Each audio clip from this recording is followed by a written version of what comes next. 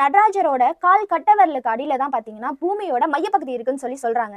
இது உண்மையா பொய்யா? நம்ம வாழ்ற இந்த பூமி தட்டையான வடிவமைப்புல ஒரு பந்து மாதிரி காட்சியளிக்குது. இது ப்ராப்பரா பந்து மாதிரி இருக்கான்னு சொல்லி கேட்டீங்கன்னா சீரா இல்லாம மேடும் பள்ளம் மலைகளோட ஒரு ஒழுங்கே இல்லாத பந்து மாதிரி ஆகிருக்கு. இதை பத்தி முதுநிலை விஞ்ஞானியான வெங்கடேஸ்வரன் அவங்க வந்து ஒரு ஸ்பீச் கொடுத்திருந்தாங்க. அதுல என்ன சொல்லியிருக்காருன்னு பாத்தீங்கன்னா, பூமி ஒரு உருண்டை மாதிரி இருக்கு அப்படின்னாக்கா அதோட மேற்பரப்புக்கு எந்த ஒரு மையமுமே இருக்காது.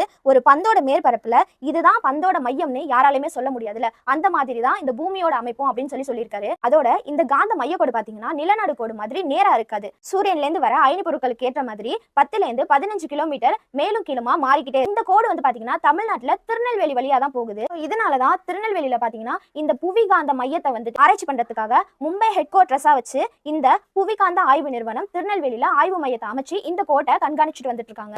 மைய பகுதின்றது எங்க இருக்கு அப்படின்றதுக்கான ஒரு விஷயத்த நான் உங்ககிட்டயே கொடுத்துருக்கேன். Decision is yours. நீங்க இதை பத்தின விஷயங்களை